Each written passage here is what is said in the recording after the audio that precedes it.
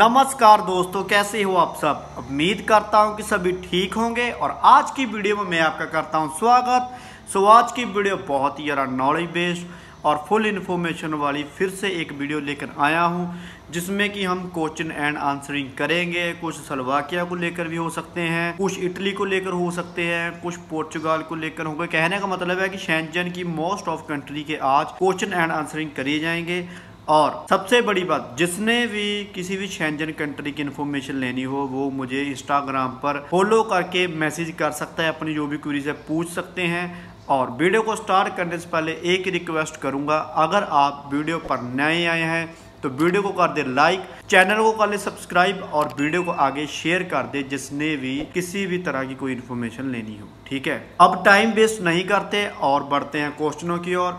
भाई का एक क्वेश्चन आया है जिसमें भाई ने पूछा है कि भाई जो मेरा वर्क परमिट है वो तो आ गया है, लेकिन एजेंट मेरे को बोल रहा है कि अभी जो अपॉइंटमेंट है वो एक्सपेंसिव मिल रही है। क्या ये सीन है, मेरे को थोड़ा समझाना। एक्सपेंसिव मिल रही है कि नहीं मिल रही है, क्या है, मेरे को कंफ्यूज हूँ। कितनी की एक्सपेंसिव है मेरे को बताना। तो भाई मैं ना आपको क्लियर कट आउट करता हूँ। जो अपॉइंटमेंट होती है वो पहली बात तो एक्सपेंसिव होती ही नहीं है। ठीक है, एम्बेसी फीस होती है वो अराउंड लगा लो 8,000 भी हो सकती है, 9,000 भी हो सकती है, 10,000 भी हो सकती है। डिपेंड करता है किस वे में लगवा रहे हो, क्योंकि पहले बहुत कम हुआ करती थी लेकिन अब उसका थोड़ा सा रेट बढ़ चुका है। अगर हम बात करें अपॉइंटमेंट की तो भाई अगर वो बोल रहा है कि काफ़ी महंगी पड़ रही है, उसका कहने का मतलब है वो आपको अपॉइंटमेंट किसी से भी लगा लो या कहीं से भी लगा लो, वो आपको अरेंज करके देगा। ठीक है, उसके कहने का मतलब ये था, इसलिए उसने बोला था आपको कि वो एक्सपेंसिव पड़ रही है। ठीक है, उसके कहने का मतलब ये था। अब बढ़ते हैं दूसरी क्वेश्चन की और एक भाई ने क्वेश्चन किया है। भाई ने मेरे को बोला है, वैसे मैंने कमेंट तो पिक नहीं करना था लेकिन मैंने इसलिए किया है क्योंकि मैं कुछ बोलना चाहता हूँ इस कमेंट पर। पहले आप ना क्वेश्चन सुनो। भाई ने बोला है कि भाई मैं 2 मंथ से आपकी वीडियो देख रहा हूँ और एक और चैनल वाला है जिसकी मैं 2 मंथ से वीडियो देख रहा हूँ, बल्कि उसको मैं पहले से भी देख रहा था लेकिन मैंने नोटिस 2 मंथ से करना स्टार्ट किया है कि आप जो भी वीडियो में बोलते हो उसकी वीडियो बाद में आती है बिल्कुल सेम जो आपने बोला होता है, डिट्टो कॉपी पेस्ट कर देता है आदमी।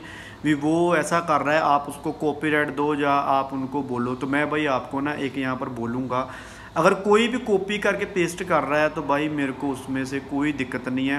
वो उसकी इन्फॉर्मेशन क्या पता क्या होता है। देखो, कहने का मतलब है इन्फॉर्मेशन सेम होती है, समझाने का जो तरीका होता है वो अलग अलग होता है। ठीक है, जैसे फॉर एग्जांपल मैं हिंदी में आपको बताता तो ज़रूर हूँ लेकिन काफ़ी वर्ड्स ऐसे होते हैं जो ऑटोमेटिकली मेरी मदर लैंग्वेज, कहने का मतलब पंजाबी लैंग्वेज में मेरे मुंह से निकल जाते हैं। ठीक है, अब वो आदमी परफेक्ट हिंदी में होगा तो वो हिंदी में बनाएगा तो इन्फॉर्मेशन तो सेम ही रहेगी भाई, इन्फॉर्मेशन नहीं बदल सकती। लेकिन हाँ, अगर कुछ इन्फॉर्मेशन उसके पास ज़्यादा हो तो मैं कल को बोल दूंगा तो भाई सिमिलर ही हो जाएगा। देखने का ऐसा कुछ नहीं, मतलब ऐसा मैं मतलब कि इस चीज़ को नेगेटिव पॉइंट पर नहीं लूँगा, क्योंकि अगर कोई भी, देखो मैं अकेला ब्लॉगर नहीं हूँ, और भी ब्लॉगर हैं जो सिमिलर सेम कंट्री के ऊपर कंटेंट बनाते होंगे तो भाई छोटी सी बात है, जो कंटेंट होता है वो मैच हो सकता है। लेकिन अगर आप बोल रहे हो कि 2 मंथ से कॉपी कर रहा है, 2 मंथ से जैसे ही आप बोलते हो आपकी वीडियो के बाद में उसकी वीडियो आती है। भाई ने मेरे को पर्सनली इंस्टाग्राम पर मैसेज भी किए थे लेकिन मैंने उनको ये बोला कमेंट पिक करूँगा लेकिन भाई मैं कोई स्टेप नहीं लेना चाहता। ठीक है, तो जो पिक कर रहे हैं, जो भी कर रहे हैं यार करने दो, कोई दिक्कत नहीं है। ठीक है, अब बढ़ते हैं हम नेक्स्ट क्वेश्चन की ओर। और क्वेश्चन में भाई ने बोला है कि भाई अगर हम एम्बेसी में अपनी फाइल लगा देते हैं तो हमारा जो वर्क परमिट होता है अगर वो एक्सपायर हो जाता है तो क्या वो हमें वीज़ा मिलेगा कि नहीं मिलेगा, क्या वो वर्क परमिट एक्सपायर ही हो जाएगा, क्या सीन है। थोड़ा कंफ्यूज हूँ, बताना थोड़ा कहने का मतलब एक्सप्लेन करना मेरे को समझ में नहीं आया। और भाई का क्वेश्चन है, भाई ने बोला है कि भाई जब हमारी एम्बेसी में फ़ाइल लग जाती है और जो वर्क परमिट होता है, जो डेट मेंशन होती है वर्क परमिट में, अगर वो एक्सपायर हो जाती है तो क्या रिफ्यूज़ल आती है, क्या वो वर्क परमिट एक्सपायर हो जाता है, क्या हम अप्लाई नहीं कर सकते। तो भाई बहुत से डाउट भाई ने पॉइंट टू पॉइंट बोले लेकिन मैं एक ही आंसर में आपको क्लियर कर दूंगा। अगर आपका वर्क परमिट एक्सपायर हो चुका है तो एम्बेसी वाले आपको रिक्वायरमेंट डाल देंगे या कंपनी को रिक्वायरमेंट डालने को बोलेंगे कि आप उनको बोलो कि हमारा जो वर्क परमिट है वो एक्सपायर हो गया है, आपको वो इतनी जल्दी रिफ्यूज़ल नहीं देंगे। ठीक है, फॉर एग्जांपल आपका वीज़ा भी आ गया है लेकिन जो आपका वर्क परमिट की डेट थी वो एक्सपायर हो चुकी है, तो जब आप वहाँ स्लोवाकिया में चले जाओगे तो वहाँ पर जाकर आपको न्यू वर्क परमिट मिलेगा। ठीक है, वैसे नॉर्मली ऐसा ही होता है बेसिकली, जब भी आप यहाँ से चले जाते हो होम कंट्री, जैसे ही आप स्लोवाकिया में जाते हो तो वहाँ पर आपका न्यू कॉन्ट्रैक्ट ही लगता है। वो वाला कॉन्ट्रैक्ट जस्ट एक वीज़ा के लेने के लिए कंपनी ने डाला होता है, क्योंकि उसमें अगर मल्टीपल जॉब्स लिखी होगी तो भाई छोटी सी बात है, आपको न्यू कॉन्ट्रैक्ट ही मिलेगा। ठीक है, टेंशन लेने की कोई ज़रूरत नहीं है, कन्फ्यूज होने के लिए कोई ज़रूरत नहीं है, क्योंकि अगर वर्क परमिट एक्सपायर हो भी जाता है तो कंपनी आपको दोबारा से जो परमिट होगा वो देगी। ठीक है, दिक्कत कोई नहीं है। अब बढ़ते हैं नेक्स्ट क्वेश्चन की ओर। भाई क्वेश्चन फिर से आ गया है बैंक स्टेटमेंट को लेकर कि भाई कितने फंड शो करने पड़ते हैं स्लोवाकिया के लिए। तो मैंने यार पहले भी एक वीडियो में बहुत ही ज़्यादा डिस्क्राइब में बताया था कि जो फंड्स होते हैं वो भाई स्टडी वीज़े में लगते हैं, और स्लोवाकिया में स्टडी वीज़े पर जाने का कोई बेनिफिट नहीं होगा। ये भी मैंने एक वीडियो में फुली आपको डिस्क्राइब करके मैंने बताया था। ठीक है, आप किसी के माइंड में ऐसा फंड्स को लेकर अगर डाउट चलता है तो भाई जितने भी पिछली वीडियो होती है ना उनको वॉच किया करो, क्योंकि वॉच करने में आपका ही बेनिफिट होगा। मैं जब भी न्यू वीडियो लेकर आता हूँ मैं न्यू इन्फॉर्मेशन के साथ आता हूँ, मैं बैक टू बैक पुरानी इन्फॉर्मेशन को दोबारा से डिस्क्राइब नहीं करता। ठीक है, क्योंकि क्या होता है जो जितने भी देख रहे हैं भाई उनको भी पता है कि यार दोबारा एक ही कंटेंट पर एक ही वीडियो बार बार आई जाएगी, तो आप भी बोलोगे कि यार कुछ खास तो है नहीं। मैं फिर भी आपको बता देता हूँ, वर्क परमिट में फ़ंड्स नहीं लगते। अगर आपका एजेंट बोल रहा है तो 3 से 4 लाख रुपया लगेगा, वो भी 6 मंथ पुराने फंड्स होने चाहिए। वैसे तो ये रिक्वायरमेंट नहीं है, ओनली रिक्वायरमेंट पीसीसी की है, जो पासपोर्ट वाली अपोस्टल करवा कर ले जानी भी पड़ती है और लगानी भी पड़ती है। ठीक है, ये है, और फंड्स का कोई सीन नहीं है। ठीक है, अब मैं उम्मीद करता हूँ कि ये क्वेश्चन दोबारा नहीं आएगा। भाई बहुत ज़्यादा हाईलाइट होने लग गया, पता नहीं क्यों आपको कौन मिसगाइड कर रहा है कि आपको बैंक स्टेटमेंट भी चाहिए, आपके फंड्स भी चाहिए। भाई ऐसा कुछ नहीं चाहिए। आप स्लोवाकिया में वैसे ही वर्क परमिट पर जा रहे हो और अनएम्प्लॉयमेंट वर्क परमिट पर आप जा रहे हो। बहुत रेयर होते हैं जो स्किल बेस पर लगते हैं, लेकिन अनएम्प्लॉयमेंट बेस पर लगते हैं। उसका मतलब यही होता है कि हमने वहाँ पर जाकर काम करना है, आपके पास मनी नहीं है इसलिए आप फॉरेन जा रहे हो। ठीक है, आप बढ़ते हैं नेक्स्ट क्वेश्चन की ओर, और बहुत ही भाई काम वाला, कहने का मतलब बहुत ही ज़्यादा इम्पोर्टेंट जो क्वेश्चन भाई ने किया है। भाई ने बोला है कि भाई अगर हम स्लोवाकिया में आएंगे तो क्या इंग्लिश आना ज़रूरी है कि नहीं ज़रूरी है। ठीक है, तो भाई मैं आपको ना क्लियर कट आउट कर देता हूँ, स्लोवाकिया में इंग्लिश आना चाहिए कि नहीं आना चाहिए डजेंट मैटर। अगर आप किसी भी शेंजन कंट्री में जाएंगे, स्लोवाकिया को भी छोड़ देते हैं, तो भाई आपको वहाँ की लैंग्वेज ही जाकर वहाँ पर सीखनी पड़ेगी। लेकिन अगर आपको इंग्लिश आती है तो आपको ट्रांसलेट करके बात करना थोड़ा ईजी हो जाएगा। लेकिन इस केस में मैं आपको ये बोलूँगा कि हाँ भाई आपको इंग्लिश आना चाहिए, एटलीस्ट इतनी इंग्लिश आना चाहिए कि अगर आप किसी से बात करना चाहते हो तो आप ट्रांसलेट करके उसको उसकी लैंग्वेज में समझा पाओ। ठीक है, अगर बात करूँ इंग्लिश की तो भाई यहाँ पर फ़र्क में इतना काम नहीं आएगी, क्योंकि जितनी हम लोगों को इंग्लिश आती है टूटी फूटी वाली, इतनी सी इनको आती है। भाई टूटी फूटी वाली लैंग्वेज इनको भी आती है, ज़्यादा मतलब कि वो वाली नहीं आती, इतनी मतलब कि हाई लेवल पर ये इंग्लिश नहीं बोलते। हमसे भी कम ही बोलेंगे भाई, जिसने भी क्वेश्चन किया है ना भाई वो तेरे से भी कम ही बोलेंगे। वहाँ पर तो हेट करते हैं। ठीक है, स्लोवाकिया में तो हेट करेंगे। मैंने 2000 जब मैं न्यू आया था तो मैंने ना एक सुपरमार्केट में इंग्लिश में बात की थी, लेकिन वो जो लेडीज़ थी भाई वो रिप्लाई नहीं दे रही थी। तो मैंने ना फिर ट्रांसलेट करके उससे बात की, मतलब कि 1-2 दिन ही था मेरे को आए हुआ, तो मैंने उसको पूछा कि आपने इंग्लिश में कि आपने रिप्लाई क्यों नहीं दिया। तो भाई उसने मेरे को रिप्लाई में बोला कि हम इंग्लिश को अवॉइड करते हैं, और कुछ नहीं बोला। इसने कोई ऐसा नहीं रिप्लाई दिया कि ये अच्छी है या बुरी, लेकिन उसने बोला कि हम अपनी लैंग्वेज को ही फर्स्ट मानते हैं, सेकंड लैंग्वेज हम बोलना पसंद ही नहीं करते। मैंने बोला कि आपको समझ में आया? उसने बोला मेरे को समझ में आ गया था जो आप बोल रहे थे, लेकिन अगर आप मेरी लैंग्वेज में बात करोगे तो भाई मैं आपको रिप्लाई दूंगी, ऐसा उसने मेरे को बोला था। लेकिन इंग्लिश जो है ट्रांसलेट में मेरे को हेल्प कर गई थी, तभी मैंने उससे जो भी मैंने सामान लेना था तो वो मैंने कैरी कर लिया था। अब बढ़ते हैं नेक्स्ट क्वेश्चन की ओर, और भाई ने क्वेश्चन किया है कि भाई स्लोवाकिया के हालात कैसे हैं।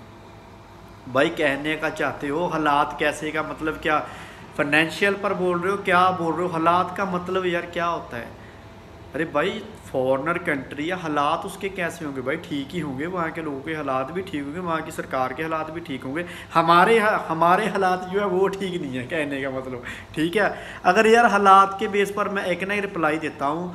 हालात की बात करें तो भाई आप वर्क परमिट पर ही आओगे, सिर्फ डायरेक्ट कंपनी में आओगे, डायरेक्ट कंपनी में आकर काम करोगे, हालात तो आपके बहुत अच्छे रहेंगे अगर आप यहाँ पर आओगे। अगर आप सोच रहे हो स्लोवाकिया के हालात, तो भाई स्लोवाकिया के हालात तो बहुत बढ़िया चल रहे हैं, क्योंकि यहाँ पर पोर्चुगाल जैसे सिस्टम नहीं है कि यहाँ पर आप कैसे भी किसी भी तरीके से यहाँ पर आ जाओ और आपको वर्क परमिट मिल जाएगा, ऐसा सी नहीं है। आपको कंपनी में वर्क परमिट लगेगा। अगर आप पार्ट टाइम जॉब सोच रहे हो तो यहाँ पर फूड डिलीवरी की है, बहुत सी ऐसी है, ड्राइवरी की है, बहुत सी ऐसी मतलब की जॉब्स हैं जो पार्ट टाइम में भी आप कर सकते हो। हालात की बात करूँ तो अच्छी है यार, सैलरी भी अच्छी है। आप ऐसा लगा लो 700 के 1000 के बीच में तो आप इजीली अर्न कर लोगे, ठीक है, एज आ लीगल रहोगे, समझ गए। हालात भाई अच्छे ही हैं। आप बढ़ते हैं नेक्स्ट क्वेश्चन के। और एक भाई ने क्वेश्चन किया है, भाई ने बोला है कि भाई अगर हम क्रोशिया की TRC पर इटली में असाइलम लगा सकते हैं कि नहीं लगा सकते। तो भाई मैंने एक इटली पर प्रॉपर वीडियो डाली है, वो भी आप देख लेना जाकर। मैंने उसमें क्लियर कट आउट भी बोला था कि आपके पास कोई डॉक्यूमेंट हो चाहे ना हो, डजेंट मैटर। असाइलम का मतलब होता है कि मैंने आपकी कंट्री में रहना है, मेरे को मेरी होम कंट्री से खतरा है और मेरे पास कोई डॉक्यूमेंट वगैरह है नहीं है, डजेंट मैटर, वो आपका वकील सामभ लेगा। क्योंकि असाइलम का मतलब ये थोड़ी ना होता है कि आप लीगल एंटर करो तो आप असाइलम ले लो। असाइलम का मतलब होता है कि आप किसी भी तरीके से एंटर करके हो, आपको अब असाइलम चाहिए, ठीक है। आप बढ़ते हैं नेक्स्ट क्वेश्चन की और भाई ने क्वेश्चन किया था कि भाई देखो 5 साल के बाद ना PR हो जाती है वहाँ पर। पहले तो मैं आपको क्लियर कर दूँ, भाई ने क्वेश्चन बहुत लंबा चौड़ा किया था। भाई ने बोला था कि भाई देखो हमको 5 साल क्या डायरेक्ट रहना पड़ेगा, कहने का मतलब कि क्या हम होम कंट्री में जा सकते हैं जैसे हॉलीडेज़ होती हैं कि नहीं जा सकते, और क्या 5 साल के बाद हमें PR हो जाएगी, क्या वहाँ लैंग्वेज टेस्ट मैंडेटरी है। ओवरऑल मतलब कि आपको मैं एक सिंपल सी बात में बता देता हूँ, जब आपके पास TRC कार्ड आ जाएगा आप किसी भी वक्त अपनी होम कंट्री में जा सकते हो एज आ हॉलीडे, ठीक है। आप 1 मंथ 15 डेज जितने भी आपकी कंपनी ने आपको हॉलीडेज़ दे दी, आप उस हॉलीडेज़ को वहाँ पर जाकर एंजॉय कर सकते हो पूरे 5 ईयर। हर जैसे मतलब कि 1 साल में चले गए, दूसरे साल में भी जा सकते हो, तीसरे साल में भी जा सकते हो, चौथे साल में भी जा सकते हो और 5वें साल में भी आप जा सकते हो, ठीक है। अगर बात करें PR की, 5 साल के बाद आप एलिजिबल हो जाते हो PR अप्लाई करने के लिए। लैंग्वेज टेस्ट जो है पहले मैंडेटरी नहीं हुआ करता था, लेकिन अब जो है काफ़ी लार्ज अमाउंट में इमिग्रेंट्स आ रहे हैं और उन्होंने जो लैंग्वेज टेस्ट है वो मैंडेटरी कर दिया है और उसके बाद आपका जो पासवर्ड होता है वो अप्लाई आप कर सकते हो, ठीक है।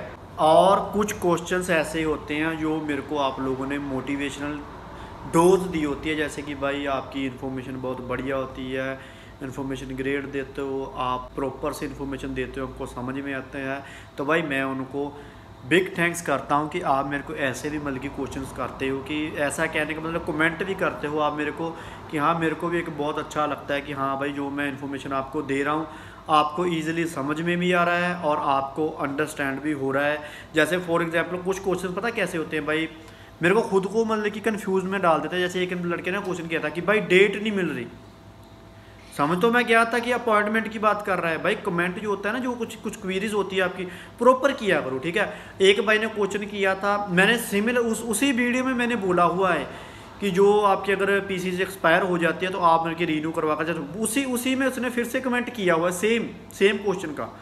तो भाई मतलब कि मैं इसमें भी मैं रिकवर वैसे करने वाला था, लेकिन जब मैंने वीडियो को देखा तो मैंने बोला कि यार ये तो मैंने ऑलरेडी मतलब कि उसको कवर कर दिया था उस वीडियो में। फिर आदमी ने फिर वही क्वेश्चन किया हुआ है कि भाई अगर मेरी PC एक्सपायर हो जाती है तो क्या मेरे को रीन्यू करवानी चाहिए।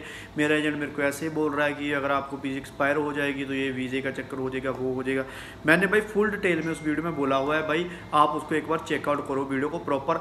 और मैं थोड़ा सा इसमें भी बहुत बता देता हूँ, जैसे फॉर एग्जाम्पल आपने एम्बेसी में अपनी फ़ाइल लगवा दी और आपकी PC एक्सपायर होगी तो आपको एम्बेसी वाले ज़रूर रिक्वायर करेंगे कि आप न्यू PC से करवा कर दोबारा से फ़ाइल लगवाओ, ठीक है।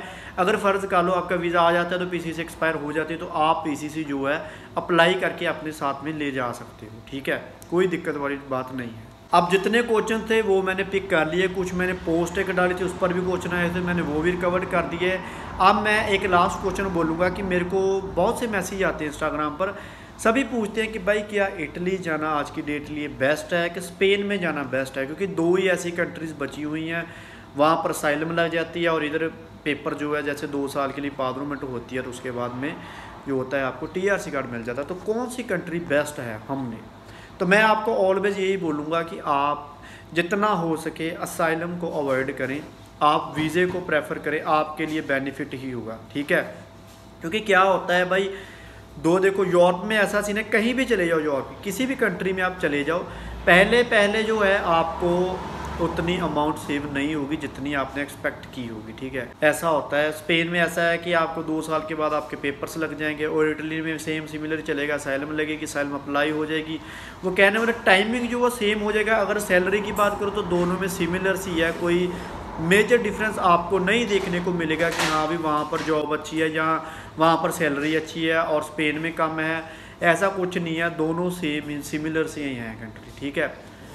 अब एक लास्ट क्वेश्चन मैं अपनी ओर से आपको ना प्रेफर करूँगा कि भाई जब भी आप इंडिया से या किसी भी होम कंट्री से अप्लाई करते हो तो जो डॉक्यूमेंट्स होते हैं ना अपने, वो लगेज में कभी भी मत रखना, ठीक है।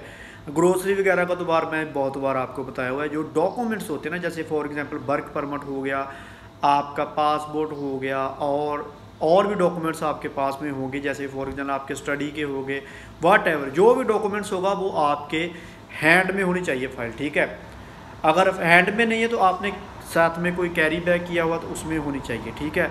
लगेज कहने वाला जो बिग टेची होता है ना, जो सबमिट करवाते हो, तो जैसे आप एयरपोर्ट पर जाने के लिए जब आपकी टिकट वगैरह होती है, फ्लाई करना होता है आपने, तो वह उस लगेज में आपका कोई डॉक्यूमेंट्स ऐसा नहीं होना चाहिए। क्योंकि एम्बेसी क्या करती है, जब आप लैंडिंग कर जाओगे, लैंड के वक्त वो आपसे डॉक्यूमेंट मांगेंगे, तो आपके डॉक्यूमेंट लगेज में होंगे। लगेज जो होता है वो एम्बेसी के मतलब कि आउटसाइड में होता है, जैसे कि आप लगेज उठाओगे तो और आप आउट कर जाओगे, ठीक है, वहाँ पर होता है।